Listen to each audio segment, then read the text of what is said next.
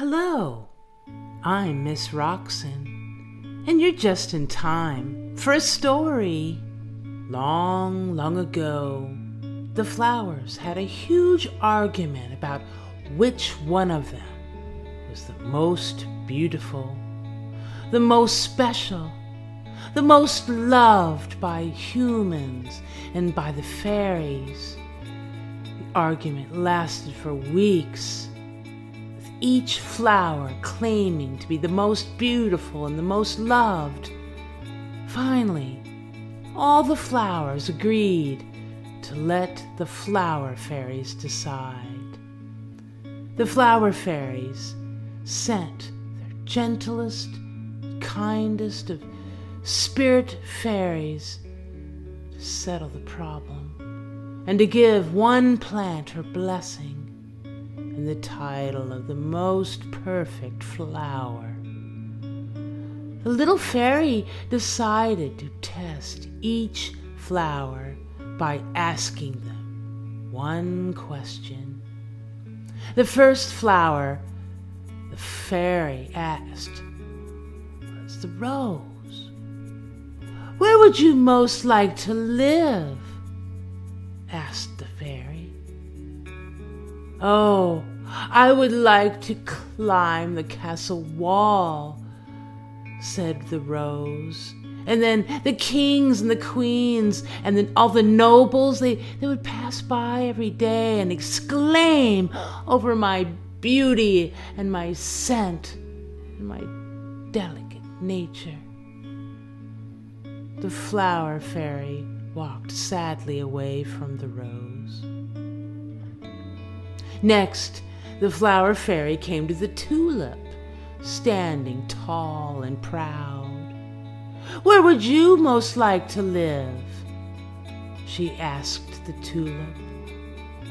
"Oh, I want to live in a public garden," said the tulip, "where everyone, every day would come and admire my wonderful colors and see how straight and tall that I stand."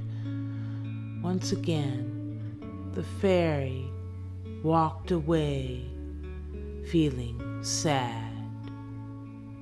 She walked and walked until she came to a forest, and there she found some violets. She asked them, "Where would you most like to live, little violets?" "Oh," said the violets quietly, "we like it here, hidden in the woods where no one can see us, and where the trees can keep the sun from dulling our beautiful color." The fairy thanked the violets and walked on, looking for more flowers to talk to. She talked to the tiger lilies, who were much too wild and fierce. She talked to the sunflower, who barely answered her because, well, all she wanted to do was be warmed by the sun. The little flower fairy talked to the orchids, who only wanted to be taken out to dances.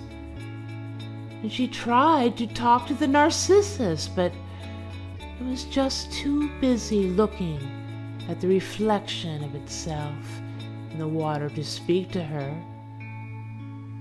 The little fairy, with tears in her eyes, was ready just to give up and go home when she came to a field with bright, fluffy yellow flowers on long, thin stalks. The leaves were long and jagged and very close to the ground. But the flowers, oh, how happy and cheerful they looked in the field. "Little one," said the flower fairy, "what are you called? And where would you like to live?" "Oh, I'm a dandelion," said the little flower.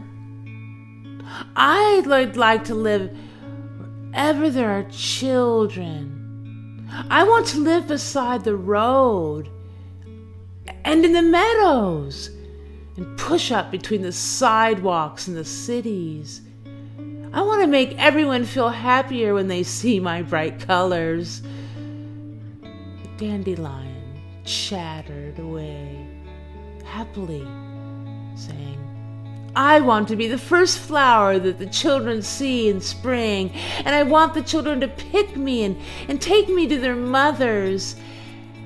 I could tell if a child likes butter by being rubbed under their chins. And if the child makes a wish and blows my seeds, why, I could carry that wish on the wind. The flower fairy smiled brightly and said, Oh, little dandelion, you are the most perfect and special flower of all. You shall have your wish. You will bloom everywhere from spring till fall and be known as the children's flower.